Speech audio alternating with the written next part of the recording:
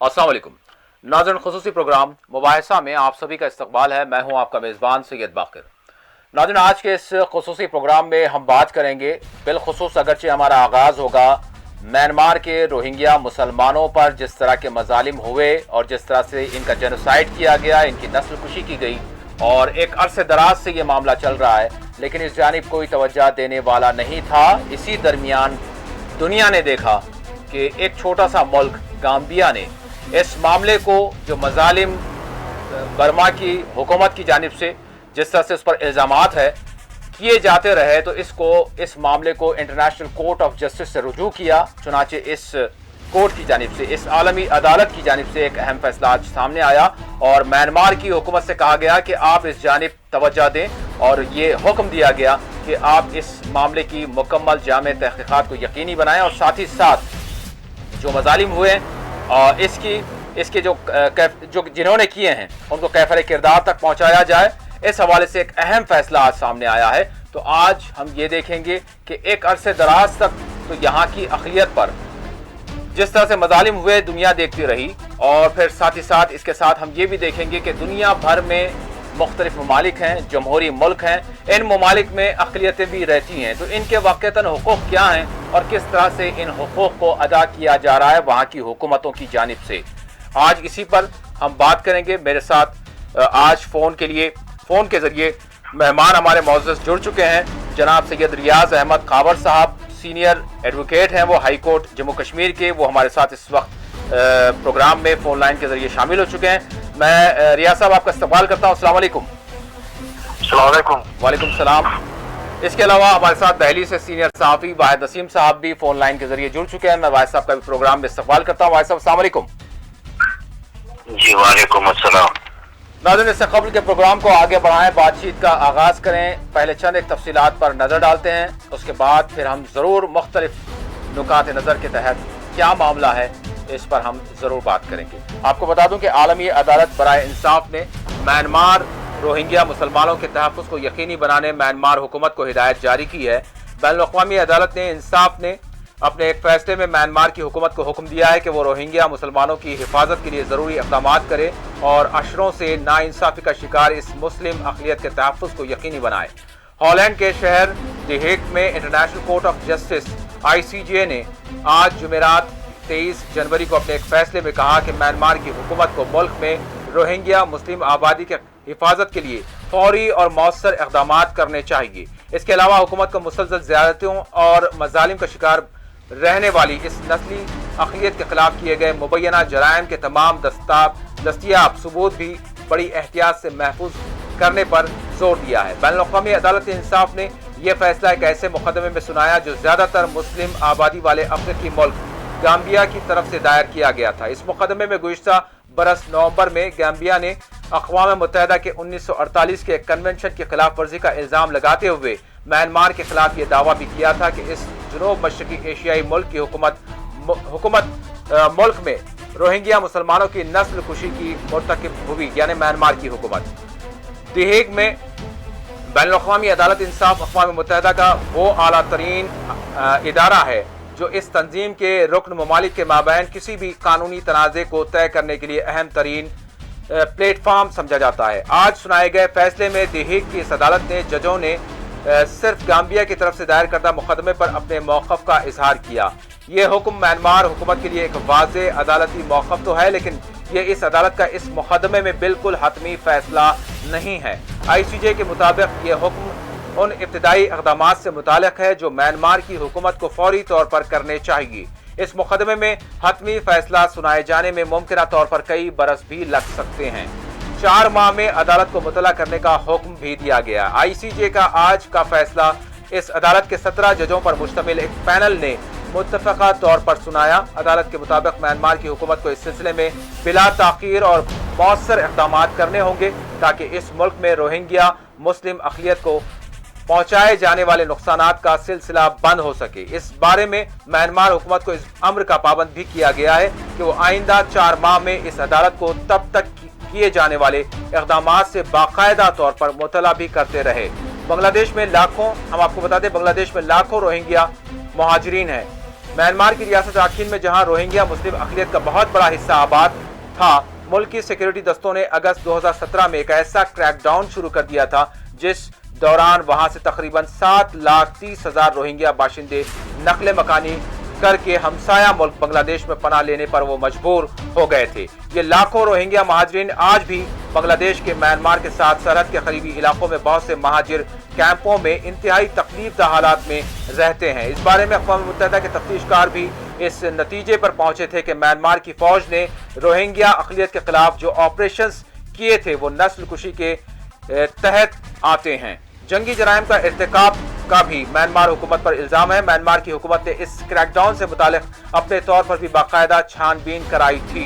इस तफ्तीश का हाल ही में यह नतीजा सामने आया था कि इस क्रैकडाउन के दौरान जंगी जराइम का इर्तिकाब तो किया गया था, ताहम नस्लकुशी के शवाहिद नहीं मिले, लेकिन ये म्यांमार की हुकूमत ने अपने तौर पर करवाया था। दूसरी तरफ दी हेग की अदालत के आज के इब्तिदाई हुक्म से कुछ ही घंटे कबल बरतानवी अखबार फाइनेंशियल टाइम्स में म्यांमार की सिविलियन रहनुमा और नोबल अमन इनाम याफ्ता शख्सियत आंग सान सूची का लिखा हुआ एक मजमून भी शाया हुआ। इस मजमून में सूची ने लिखा कि हो सकता है कि रोहिंग्या मुसलमानों के खिलाफ जंगी जराइम का इर्तिकाब किया गया हो, ताहम रोहिंग्या मुसलमानों ने महाजरीन के तौर पर अपने खिलाफ नाइंसाफियों को बढ़ा चढ़ाकर पेश किया। ये आंग सान सूची ने लिखा था। मुकदमा खारिज कर देने का मुतालबा यहाँ पर किया गया है। म्यांमार की सिविलियन रहनुमा सूची ने गुज़िश्ता हफ्ते दी हेग की अदालत से अपील भी की थी कि वो ये मुकदमा खारिज कर दे। उन्होंने ये दरख्वास्त उस वक्त की थी जब गुज़िश्ता माह इस आलमी अदालत ने मुसलसल हफ्ते भर तक इस मुकदमे की कई मरतबा समाअत की थी। अक़वाम मुत्तहिदा की इस अदालत के फैसले के बारे में ये बात भी अहम है कि वो जब एक बार सुना दिए जाएं तो हतमी होते हैं और इनके खिलाफ कोई अपील भी नहीं की जा सकती। दूसरी तरफ इस अदालत के पास ऐसा कोई तरीक़ेकार भी नहीं है कि वो अपने सुनाए हुए फैसलों पर अमल दरामद को यकीनी बना सकें।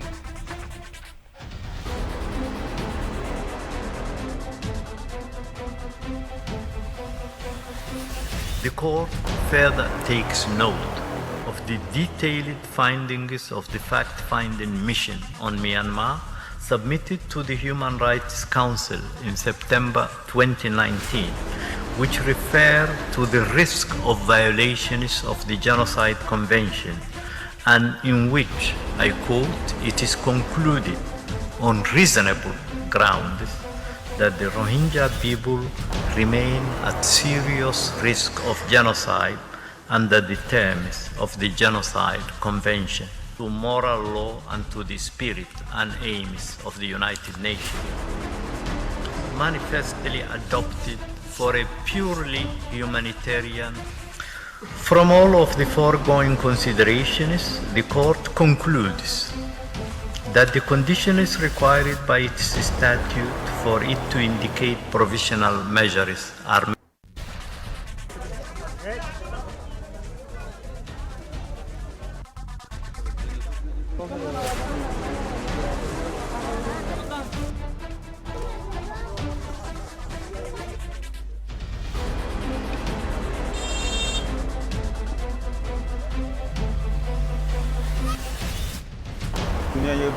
বিচারিয়ে বুঝি পাইছি দিয়ে নাই আশা করছি তো আয় গেলাম হামিতা গেল আর হাসিনা গেল তো রোহিঙ্গার পক্ষে গেলাম দে আর আয়া তো হিন দাসে দুনিয়া আর কে বুঝি পাইছি দিয়ে জুনিসাইডের ফরমানিয়া খালি লাখান রিজলিউশন নিয়ে আইব রিজলিউশন মাঝে দুনিয়া আর পক্ষে আসি দিয়ে নাই বুঝি পাইছি আয় আশাই করি আর পক্ষে জান হইব বলি পক্ষে লয় আর দাসে আর ন্যাশনালিটি আর দাসে জাগি ফাইজম দিয়ে দাস আর আসাম মত করি তো তো আর দাসে ইয়ান দাসে আইছে যে কুড়া সারা ওয়ার্ল্ডটি দাসে গিয়ে দাসে যা সকলে বিচার করবি দাসে সই করব লাগে আমিও আশা করি ইতার দাসে সই দাস আর হক লই আর বিচার লই দাস আর দাসে অতরন দাসে দিবাটাইব দিয়ে দাস আর আসাম মত করি।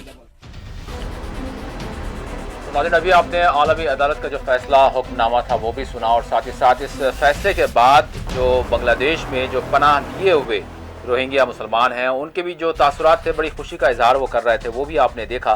अब हम यकीनन इस हवाले से अपनी बातचीत का आगाज़ करते हैं। मैं सबसे पहले रुख करूँगा जम्मू कश्मीर का। इस वक्त जिस तरह से मैंने आपको बताया कि सीनियर एडवोकेट सैयद रियाज अहमद खावर साहब हमारे साथ हैं। रियाज साहब, मैं आपसे जानना चाहूँगा कि अभी जिस तरह से ये इस अदालत का जो फैसला आया है ये हतमी भी नहीं है, अभी इसमें बहुत सारी चीज़ें हैं अब मैं आपसे ये जानना चाहूंगा कि देखिए अभी हमने नाजरीन को भी बताया कि किस तरह से खुशी का इजहार कर रहे हैं वो जो मजलूम लोग हैं, तो अब तक जो इन पर जुल्म ढाया जाता रहा, खबर साहब मैं आपसे जानना चाहूंगा, दुनिया खामोश रही, अब एक छोटा सा मुल्क इसको जो है आलमी अदालत से रुजू करता है, उसके बाद ये पेशरफ्त होती है। मैं आपसे जानना चाहूंगा, यकीनन कानूनी जो पहलू है हम उस पर जरूर बात करेंगे, लेकिन इतनी देर क्यों हुई?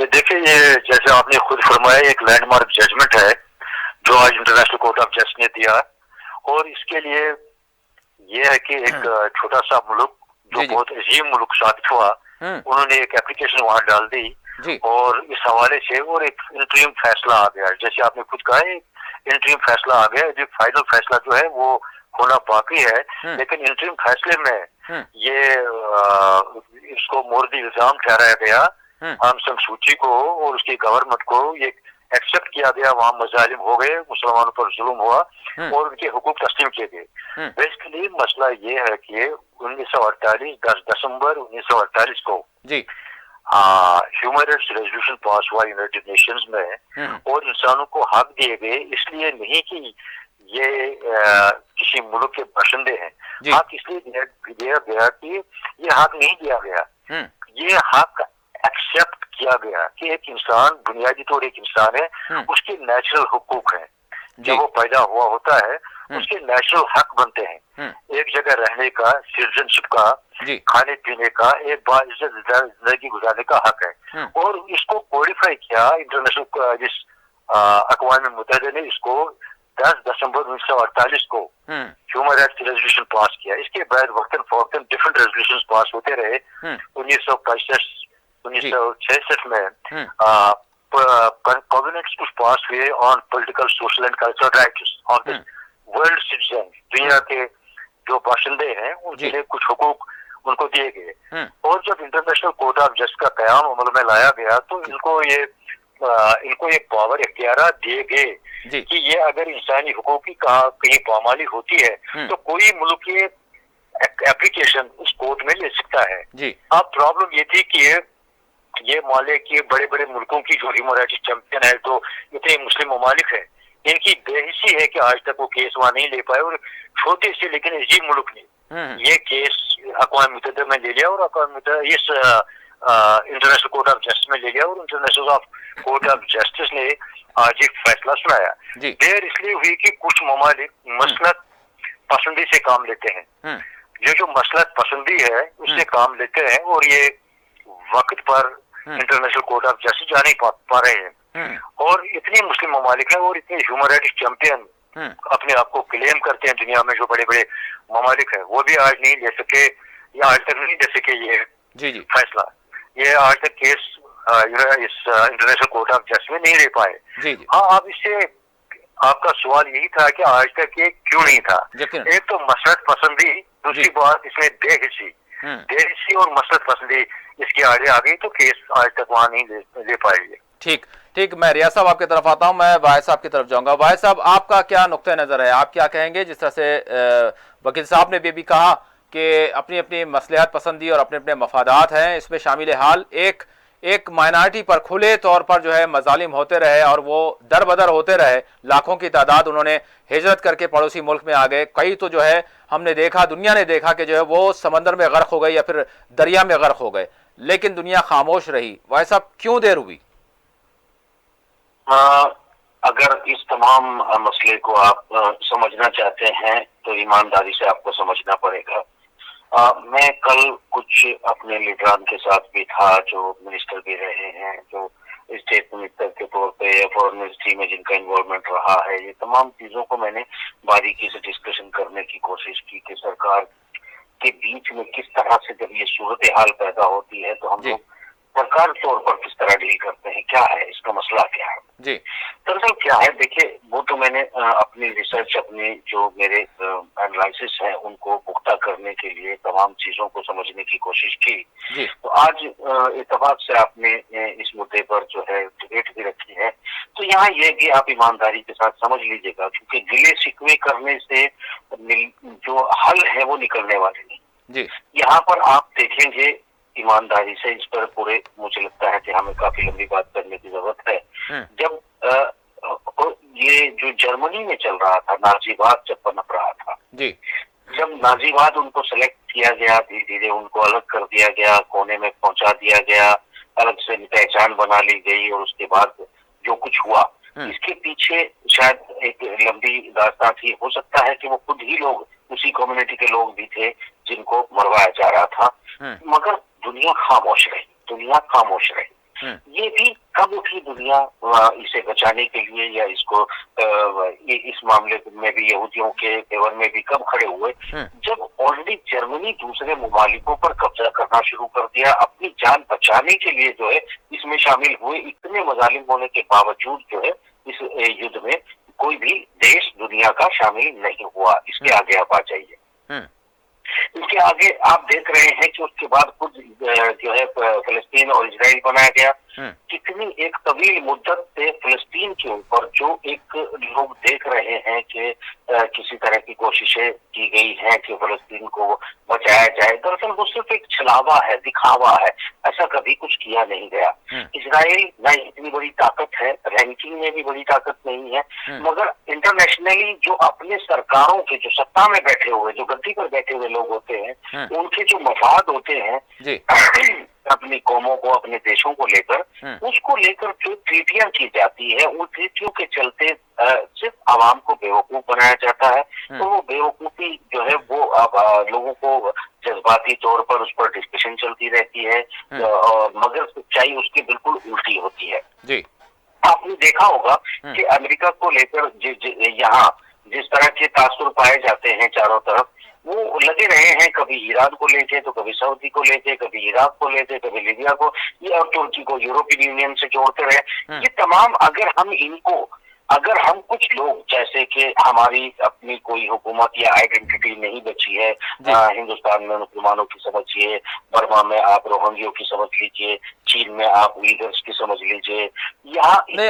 अब आपसे आप ये सवाल करेंगे तो आपसे फिर सवाल ये होगा, मतलब आप जो है किसी भी तरह से रोहिंग्याओं को और हिंदुस्तान के मुसलमानों को कंपेयर नहीं कर सकते, चाइना के गोरों को और हिंदुस्तान के मुसलमानों को कंपेयर नहीं कर सकते। सबसे पहले एतराज आप पर ये हमारे आर्मी चीफ ने खुद ही जो है इसका एतराफ किया कि जो कट्टरवादी कश्मीर में मुसलमान थे उनको जो है सुधार गृह में ले जाया गया है। जिस तरह उइगर मुसलमानों को यूरोपियन यूनियन, खुद इंडियन मीडिया सहित जो है ये कह रहा है कि उनको कैंपों में ले जाकर उनका ब्रेन वॉश किया जा रहा है। अगर उसी तरह का एतराफ हो रहा है तो मैं गलत क्या कह रहा हूँ? मैं गलत क्या कह रहा हूँ? मैं सच्चाई बोल रहा हूँ। इसकी परवाह की वो क्या कहेंगे, इसकी परवाह करने का वक्त चला गया है। अब सच बात बोलने का वक्त आ गया है। सच बात यह है कि वो मुसलमानों को भी बुरी लगेगी, सबको बुरी लगेगी। इसमें मैं किसी का जो पर्दे हैं वो कपड़े उतारने का काम कर रहा हूँ, समझिए आप। यहाँ तो हंगे मुसलमान जब यहाँ पर इनकी आइडेंटिटी छीनी जा रही थी जी, जब इनकी वोट के अधिकार छीन लिए गए, धीरे धीरे जो प्रक्रिया भी हिंदुस्तान में शुरू हुई है, ठीक उसी तरह स्लोली प्रक्रिया शुरू हुई थी बर्मा के अंदर। पहले स्टेप बाय स्टेप उनको अलग किया जाता रहा। उनकी आर्थिक स्थिति अच्छी नहीं थी, वो लोग जो है जंगलों में रह रहे थे और मतलब झोपड़ी चुंकियां सब कुछ। एक तरफ ये मुसलमान थे जो दीन की उम्मीद करते थे कि मुसलमानों की मदद किया करते हैं, इस उम्मीद में वो बेचारे जो है अपना ये बात सिर्फ वो नहीं सोचते थे, बल्कि हमारे जो इदारे हैं, जो हमारे दीन का प्रचार करते हैं, जो दीन को फैलाते हैं, वो दीन के फैलाने वाले ये यकीन दिलाते हैं लोगों को कि देखिए हम भाई साहब यहाँ पर मैं माजरत के साथ मैं आपसे ये जरूर अर्ज करूंगा कि यहाँ पर किसी एक मजहब से इसको न जोड़ा जाए तो बेहतर होगा। चूंकि देखिए दुनिया का आलमी सतह पर एक मजलूम तरीन कौम है रोहिंग्या, और फिर जो इंसानियत के दावे करते हैं वो उनके हाथों में जो दुनिया के पावर्स हैं वो पावरफुल ममालिक सुपर पावर कहलाते हैं, तो उन्होंने भी जो है इस जानिब तवज्जो नहीं दी। तो आप जो शिराजा बिखरा हुआ है पहले से मुस्लिम दुनिया का, तो उस पर क्या गिरा कर सकते हैं? आज देखिए डॉक्टर साहब, बात यह है कि मैं अब मुसलमानों पे आया हूँ। इससे पहले मैंने यहूदियों का जिक्र किया है। मैंने यहूदियों को बताया है कि जर्मनी में उनका भी साथ किसी ने नहीं दिया था। इससे ज्यादा मैं सच क्या बोलूंगा? मैं अकेले सिर्फ मुसलमानों की बात नहीं कर रहा हूँ, यहूदियों का क्या हुआ उस पर भी बात करूंगा। ये आप समझ लीजिए, फिर वकील साहब की तरफ जरूर जाइएगा, मेरी पूरी बात हो जाएगी तो एक लंबा समय मेरी बातों की मुखालफत या उनके समर्थन करने का मौका आपको मिलेगा। मतलब जरूरी है ये बात कहना कि हम अगर हम ये कहते हैं कि लोग जो दीन के बात करते हैं वो हिंदुस्तान, पाकिस्तान, बांग्लादेश, बर्मा, इन तमाम जगहों पर जो भी हालात होती है या दुनिया में जो नारा लगाया जाता है, इसमें कोई दो राय नहीं, इस बात के लिए लगाया जाता है कि मुसलमान कलमे के शरीक है और हम सब एक हैं। ये सिर्फ एक छलावा है, ये सिर्फ एक धोखा है। इस धोखे में डालने की जिन इदारों की जिम्मेदारी है, आज जिम्मेदारी के साथ उन्हें आगे आना चाहिए। जिस तरह मैं उनसे बेखौफ होकर ये इल्जाम लगा रहा हूँ, उसी तरह उन्हें बेखौफ होकर या तो मेरी मुखालफत करनी चाहिए या फिर तस्लीम करना चाहिए कि दुनिया को धोखे में डाला। वजह बताता हूँ क्या है। एक तरफ अरब ममालिक, इसमें जितने भी तेल का वाले मुल्क होते थे, ये लगातार पिछले 70 सालों में अमीर होते चले गए। और 1970 के बाद जो ट्रीटियां हुई अमेरिका के साथ में, डॉलर वर्सेस तेल, ये पेट्रो डॉलर बनाने के बाद इतने अमीर हो गए कि दुनिया में इनकी मिल्कियत खरीदी जाने लगी। बड़े बड़े सिंगापुर से लेके बड़े बड़े होटल, और दूसरे शब्दों का मैं इस्तेमाल नहीं करना चाहूंगा, मगर ये गरीब ममालिक जो कलमे के शरीक होने से भाई हो जाया करते थे, इनको एक टॉफी किसी ने नहीं दी। इनके लिए अगर वो लोग मुसलमान के उनके देशों में, इन देशों में मुसलमान होते हैं और ये देश में अमेरिका के लोगों को जो है नई तकनीक डेवलप करने के लिए, बढ़िया हथियार बनाने के लिए फाइनेंस करते रहे, मगर इनके इन देशों के साथ इन्होंने कोई ट्रीटी ऐसी नहीं की जिससे इनके देशों में इस्लाम के मानने वालों की थोड़ी बहुत इज्जत बढ़ जाती और वो लोग जो है मजबूरी में इनके साथ अच्छा व्यवहार करते। बल्कि ऐसे लोगों को उन्होंने जहाँ पर कमजोर मुसलमान है उनको नेगलेक्ट किया, उनको दूर रखा और गुमराह किया। ठीक है, मैं इस सवाल को जरूर आगे कंटिन्यू करूंगा। जरूर मौजूद मैं रियाज साहब की तरफ जाता हूँ। रियाज साहब, मैं आपसे जानना चाहूंगा, जिस तरह से वाहिद साहब ने कहा कि एन पॉलिटिकली और अपने मफादात के तई जो है मुस्लिम दुनिया के हवाले से वाहिद साहब का जो है एक गिला है, एक शिकवा है और एक यकीनन जो सूरत हाल रही है हमारी तारीख अगर हम बात करें तो, लेकिन यहाँ पर अगर ओवरऑल अगर हम दुनिया की बात करें, जो इंसानियत की बात करते हैं, उनके सामने एक छोटी सी एक माइनॉरिटी जिस पर मजालिम होते रहे। मैं आपसे जानना चाहूंगा कि इनको क्या हो गया था? जिस तरह से आपने भी कहा यकीनन मसलहत का और इनके मफादात का मामला रहा, लेकिन साथ ही साथ जो कवानीन है, कानून है, तो उस हवाले से भी मैं जानना चाहूंगा कि वाकईतन अक़लियतों के जो हुकूक हैं अलग अलग ममालिक में वो क्या हैं और उसको कितना निभाया जा रहा है, और इसकी जो ऑब्जर्वेशन है वो कौन कर रहा है, कौन इसका जिम्मेदार है कि कहीं मजालिम होते हैं तो, और उसके पैमाने क्या है, मैं जानना चाहूंगा आपसे। देखिए, मैं मुतफिक हूँ वाहिद साहब ने जो फरमाया, जी इनके मफादात है, मैं इससे मुतफिक हूँ। कानूनी पोजीशन ये है कि जो यूनाइटेड नेशंस के मेंबर ममालिक हैं, जी उन पर ऑब्लिगेटरी है, उन पर लाजिम है कि जो यूनाइटेड नेशंस का जो चार्टर है वो उसको फॉलो करें। उन पर ये लाजिम है कि वो सब जो नंबर ममालिक है उन पर ये लाजिम है, उन पर ये ड्यूटी है, उनकी ये ड्यूटी है कि जो भी चार्टर, जो भी कानून, यूनाइटेड नेशन जो भी चार्टर, जो भी कॉन्वेनेंट, जो भी रेजोल्यूशन पास करे उस पर अमल दरामद करे। सपोज ह्यूमन राइट्स रेजोल्यूशन जब यूनाइटेड नेशंस ने पास किया तो सब ममालिक से कहा गया जो मेंबरान थे कि आप ये ह्यूमन राइट्स बॉडीज अपने ममालिक में बना दीजिए। उसी के तहत मैक्सिमम ममालिक जो मेंबर यूनाइटेड नेशंस के उन्होंने ये अपने ये ममालिक में अपने ममालिक में ह्यूमन राइट्स बॉडीज बना दी जी, जो ये ह्यूमन राइट्स का वाच करे, ह्यूमन राइट्स कमीशन बना दिए। अब तो ये सवाल है कि जब कोई ऐसा मामला आए, इसमें ये चार्टर में आज तक ये था कि ये मसला कोई मुल्क उठाना चाहे इस आलमी अदालत में, मतलब ये खुद ब खुद एक इंडिविजुअल उठा नहीं सकता है। कोई मुल्क अगर ऐसे हालात होते हैं, इसमें अहम ये बात है, कोई मुल्क इस इंटरनेशनल कोर्ट ऑफ जस्टिस में ये मसला ह्यूमन राइट्स का उठाना चाहे। अब आज तक किसी मुल्क ने ये नहीं उठाया। जैसे वाहिद साहब ने कहा, ये सारा ये मसला पसंदी है, ये अलग अलग ट्रीटीज उन्होंने एक दूसरे ममालिक के साथ किया। आप मेरे अंदरूनी मामला में दखल नहीं देंगे, मैं आपके मामला में दखल अंदाजी नहीं करूंगा। ये एक वो खुद गर्जाना एक पॉलिसी जो है, ये एक डिफीट करना चाहते हैं कि इंटरनेशनल लॉ को, लेकिन इंटरनेशनल लॉ के तहत ये लाजिम हर मुल्क पर है कि वो ह्यूमन राइट्स की कदर करे, यूनाइटेड नेशंस चार्टर की कदर करे, जो वो रेजोल्यूशन पास करते हैं उनकी कदर करे। सपोज आप आज बैनुल-अक़वामी अदालत ने मुतफ़िका फैसला दिया, ये डिवीजन वो डिवाइडेड ओपिनियन नहीं है, जी मतलब ये जजों ने एक मुतफ़िका फैसला दिया, इसमें कोई राय नहीं है। जबकि ये जो बर्मा है, ये आंग सान सूची की म्यांमार, उन्होंने एप्लीकेशन वहाँ की थी ये डिसमिसल करने के लिए। ये जो एप्लीकेशन ये हुई थी वो उसके खिलाफ उन्होंने ऑब्जेक्शन बाजी थी कि ये ज्यूरिसडिक्शन नहीं है, इस कोर्ट का ये ज्यूरिसडिक्शन नहीं है, ये court international court of justice ये मामला नहीं सुन सकती है। और वहाँ जो क्या है, ये हमने अंदरूनी मामला है, ये स्टेट वर्सेस मिलिटेंसी कुछ उसका मामला था। बिल्कुल, लेकिन आतंकवाद से रद्द कर दी जी। इंटरनेशनल कोर्ट ऑफ जस्टिस ने वो ऑब्जेक्शन रद्द कर दी। उन्होंने आज इंटरीम फैसला सुनाया, जिसका हम इब्तिदाई फैसला, आपने जैसे कहा इब्तिदाई फैसला सुनाया। उनने उसमें ये कह दिया कि वो तो आपने बयान कर ही दे दिया, मुझे कहने की रिपीट करने की जरूरत नहीं, उन्होंने वो कर दिया आज। और अब इसमें यह है कि अगर ये कानूनी पोजीशन ये है कि हाँ, इंटरनेशनल कोर्ट ऑफ जस्टिस के पास कोई फौज नहीं होती है जिसे वो अपने फैसले अमल दरामद करवा सके, लेकिन ये एक ऑब्जर्वेशन, सिंपल ऑब्जर्वेशन नहीं होती है, ये एक फैसला होता है। जी जी। आप देखिए कि इंडिया पाकिस्तान के मसले में, कुलभूषण यादव के मसले में जी जी, जब इंटरनेशनल कोर्ट ऑफ जस्टिस ने फैसला दे दिया तो पाकिस्तान को रिव्यू करना पड़ा है।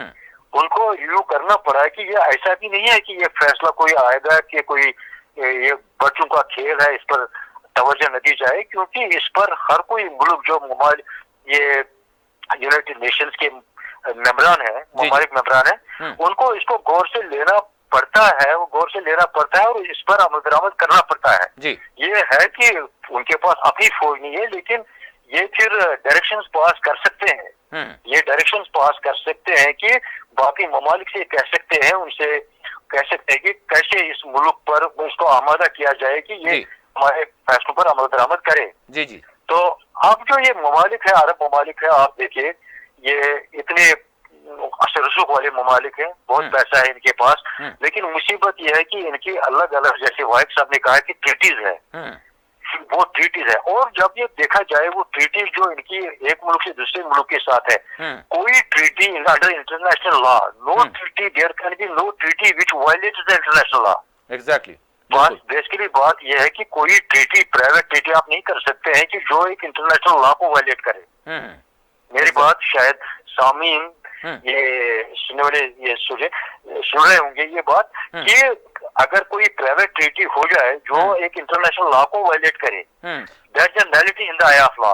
जी जी। इंटरनेशनल लॉ में वो एक नलिटी है। यानी रियाज साहब, इसमें बुनियादी हुकूक फौरी तौर पे आएंगे, जो इंसानी हुकूक है बुनियादी तौर पर, उसकी मुखालिफत में अगर कोई ट्रीटी होती है तो वो बिल्कुलिया तौर पर जो है वो जो है नाकाबिल कबूल है, नाकाबिल कबूल है, और वो कानूनी तौर से नॉन सेट है in the eyes of law, नाकाबिल कबूल है, और वो कानूनी इंटरनेशनल बैनुल अक़वामी कानून के तहत वो नलिटी है, वो हो नहीं सकता है। वो अगर ह्यूमन राइट्स के खिलाफ ऐसा कोई बना देता है, इंसानी हुकूक के खिलाफ कोई ऐसा कानून बना, कोई ट्रीटी हो, तो वो इंटरनेशनल लॉ के खिलाफ है, that's a nullity in the eyes of law.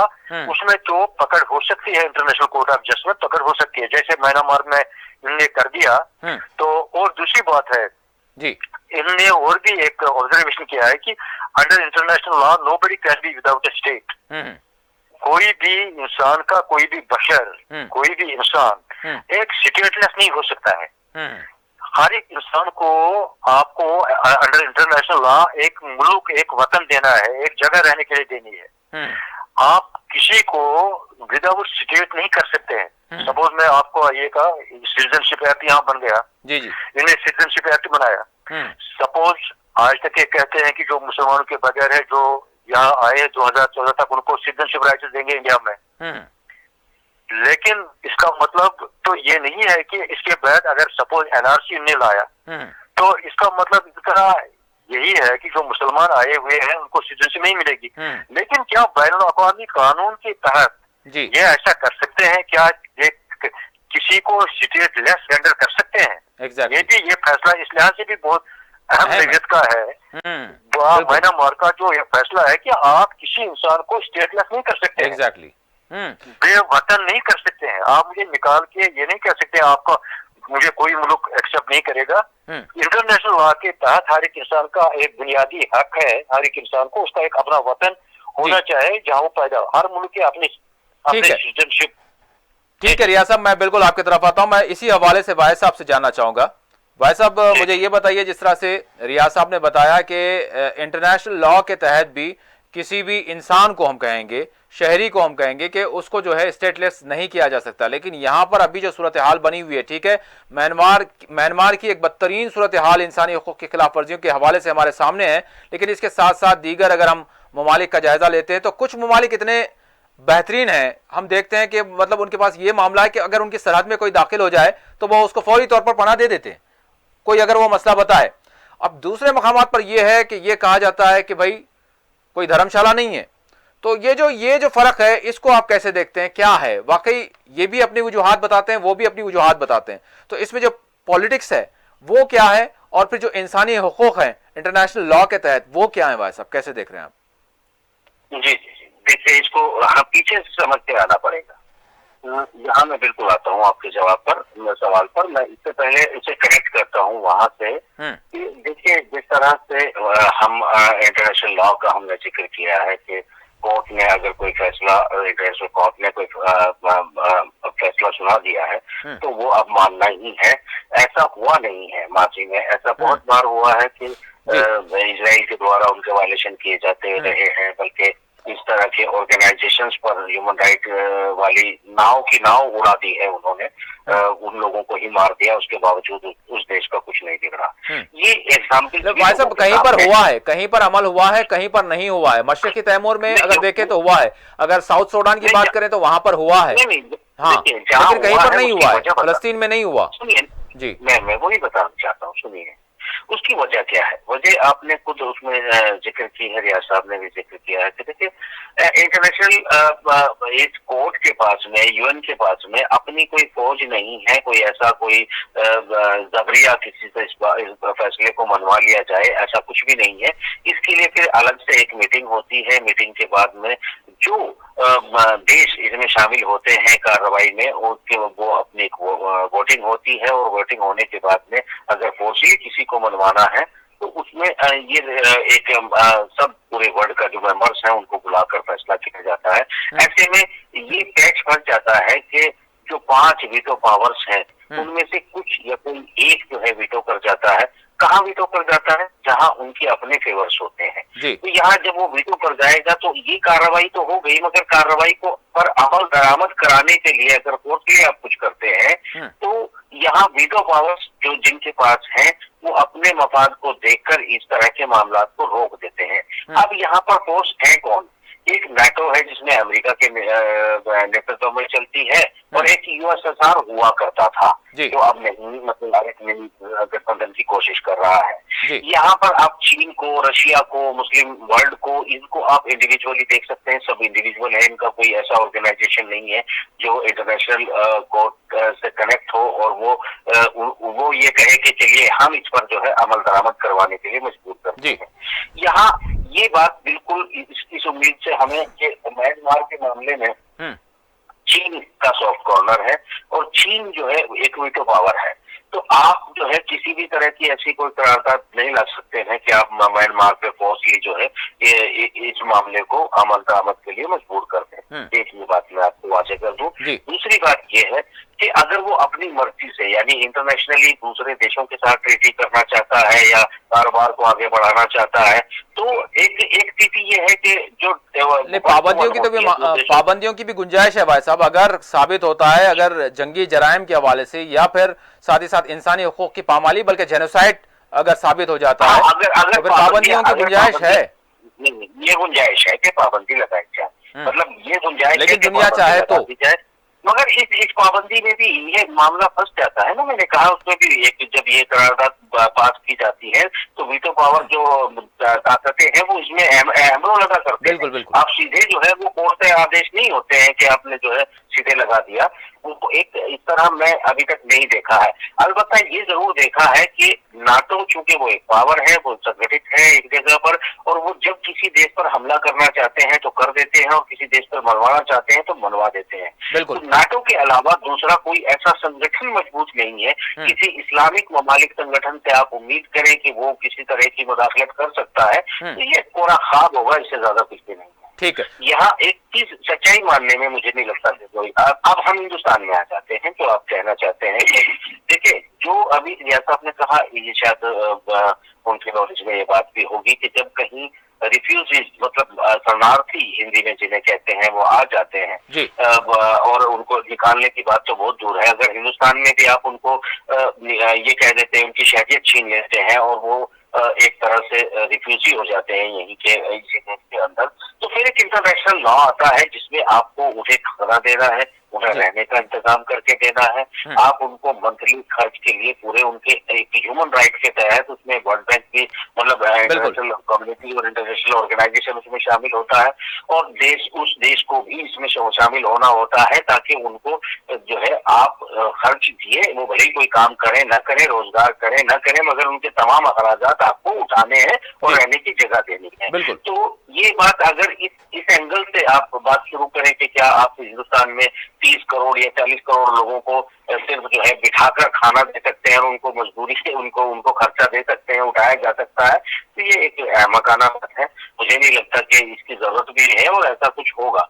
तो अलबत्ता ये है कि हिंदुस्तान में मीडिया नाम की या सहाफत नाम की जो चीजें हैं वो खत्म हो गई है और लोगों को बरगलाया जा रहा है। ठीक है भाई साहब, मैं आपकी तरफ आता हूँ। जिस तरह से आपने जिक्र किया, मैं रियाज साहब आपसे जानना चाहूंगा, जम्मू ही से मुसलसल मतलब एक मुहिम भी चलाई गई, और जिस तरह से आप कह रहे हैं, और फिर जिस तरह का एक कानून है, जब कोई रेफ्यूजी बन जाता है किसी मुल्क में तो फिर उसके हुकूक बन जाते हैं, उसके साथ उसके हुकूक रहते हैं, लेकिन यहाँ पर तो एक मुहिम चलाई जा रही है कि भाई इनको निकाला जाए, और ये मुतालबा किया जा रहा है कि भाई इतनी दूर से यहाँ तक कैसे पहुँच गए, और फिर मुल्क के दीगर हिस्सों में भी। तो मैं आपसे जानना चाहूँगा, ये किस तरह का सेंटिमेंट है और किस तरह से ये मुतालबात किए जाते हैं, और जो रेफ्यूजी बिलखुसूस अगर हम म्यांमार के जो रोहिंग्या मुसलमान हैं, इनके हवाले से अगर हम अपने मुल्क में जो हालात हैं, जो इनके हवाले से जो इनकी मुखालिफत में आवाज़ें आती हैं, उस हवाले से आप क्या कहेंगे? क्या मतलब इसका कानूनी बेस है? ये देखिए, ये जो आवाज़ें आ रही है, ये मतशबाना आवाज़ें आ रही हैं, रेडिकल एलिमेंट ये ऐसी बातें करते रहते हैं कि इनको यहाँ स्टेटस न दिया जाए, रिफ्यूजी स्टेटस न दिया जाए, ऐसा किया जाए, वैसा किया जाए। वो उनके खिलाफ थोड़ा क्यों, वो तो हिंदुस्तान के माइनॉरिटीज के खिलाफ भी बोलते रहते हैं, ऐसी आवाजें उठती रहती है। आज आप देख रहे हैं, ये जो हाल ही में एक्ट पास हुआ, सिटीजनशिप अमेंडमेंट एक्ट पास हुआ, जी। आप देखिए इसी की कड़ी है। ये जो आवाजें उठ रही है, एक नफरत की आवाजें उठ रही है, ये जहाँ जहाँ उठ रही है, लेकिन एक अल्लाह के एक शुक्र है कि यहाँ इंडिया में सेनर एलिमेंट्स भी है, सेनर एलिमेंट्स से अच्छे एलिमेंट्स भी है, और वो मुसलमान भी मुतहिद हो गए सारे, और इसमें जो सेकुलरिस्ट लोग हो गए वो भी आ गए, बहुत से इसमें मैक्सिमम हिंदू शामिल हो गए, सिख शामिल हो गए, जैन पारसी शामिल हो गए इस मूवमेंट में। ये एक ऐसा वो एक किस्म का आप मान लीजिए चीट सेंटिमेंट, जी, जिसको ये उछाला जा रहा है कि कितनी दूर, कहाँ से आ गए, कहाँ रह रहे हैं। ये खास मजहब के लिए एक मुनाफरत का एक हेट सेंटिमेंट है। जी। ये बेसिकली अगर ये किसी और मजहब की होती तो ये सेंटिमेंट नहीं उभरता। ये पर्टिकुलरली दे बिलोंग टू एक मखसूस रिलीजन के साथ ताल्लुक रखते हैं, इसलिए ये एक हेट सेंटिमेंट पैदा हुआ है। ये फैलाया जा रहा है कि ये कहाँ आ गए, इतनी दूर आ गए, आप यहाँ फैलाया जा रहा है। तो लेकिन इसमें मुझे नहीं लगता कि ये इस सेंटिमेंट, हेट सेंटिमेंट कभी कामयाब होता है।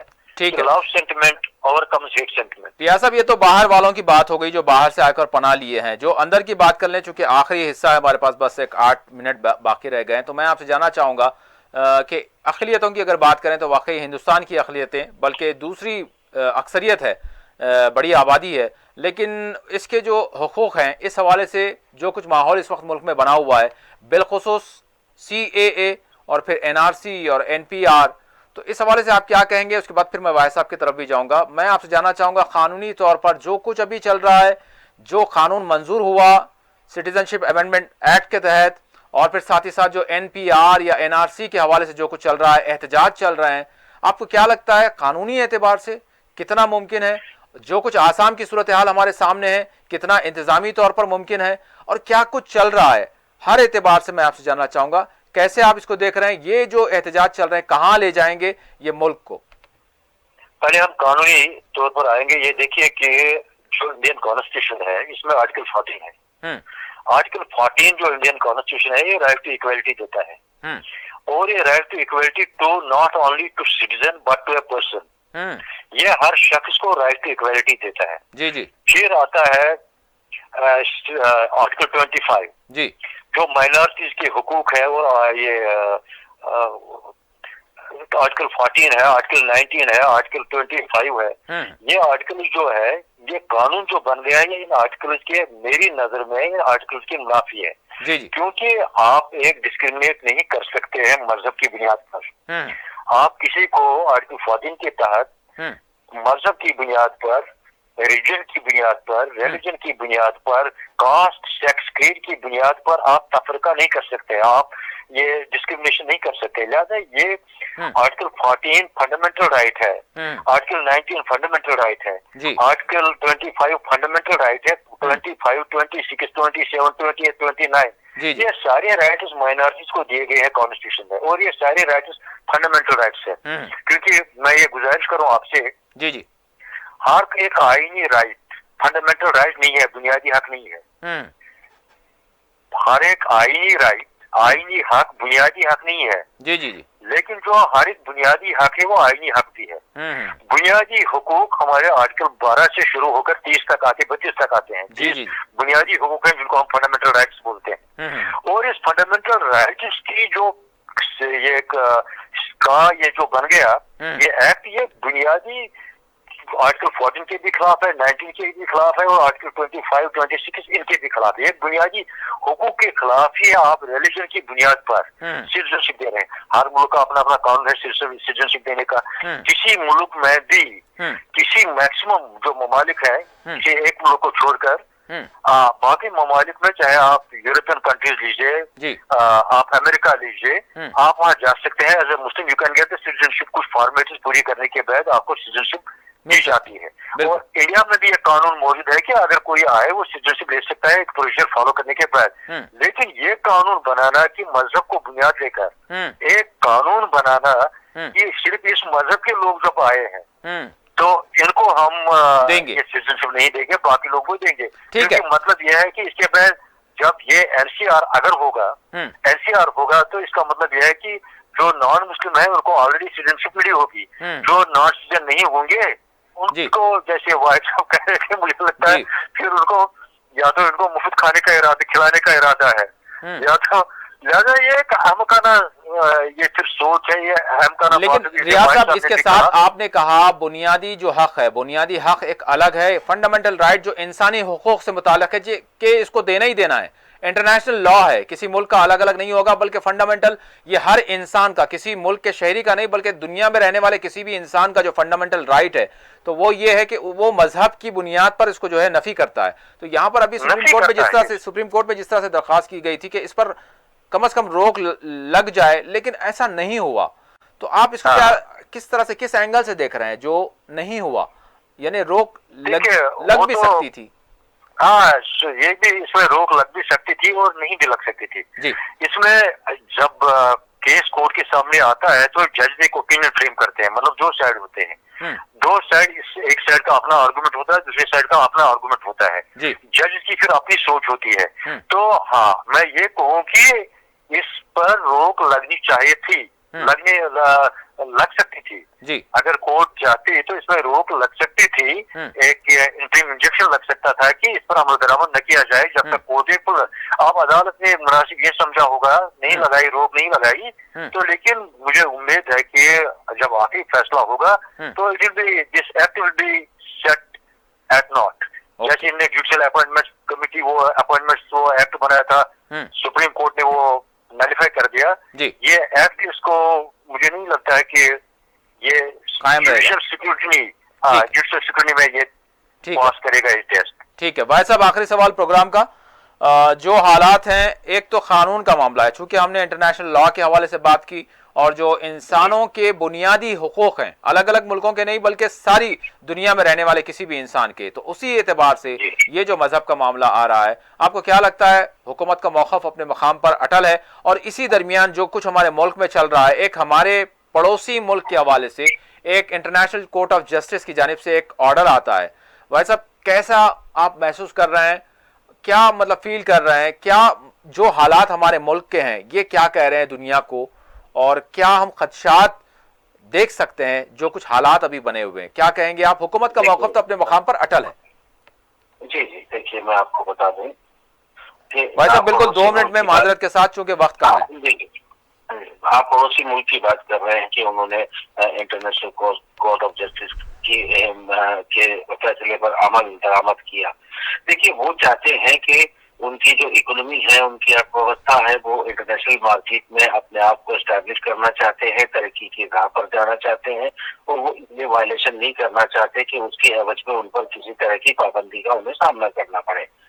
जहां तक मैं भारत की मौजूदा राजनीति को देख रहा हूं, उसका सीधे सीधे एक अड़ियल रवैया है कि तमाम दुनिया मिलकर पाबंदी लगा दे, तमाम लोग एक तरफ हो जाएं, तमाम लोग सुलह कराना चाहें।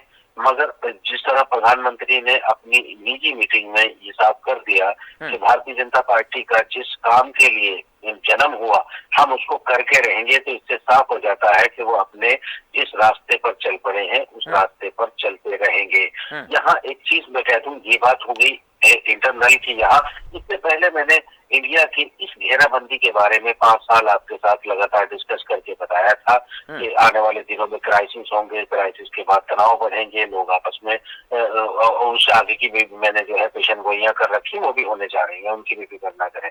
आपको एक चीज मैं आपको बता दूं कि एक इंग्लैंड जो है, मैं हालांकि वक्त बहुत कम है मगर छोटा सा हिंट दे के छोड़ देता हूँ कि वही इंग्लैंड, वही महारानी हाउस जिसके हम कभी गुलाम हुआ करते थे और हम सबको डेमोक्रेसी में चेंज किया था, दरअसल उन्हीं की एक मुहिम का हिस्सा है कि अब दुनिया से डेमोक्रेसी को डिक्टेटरशिप की तरफ लाया जाए।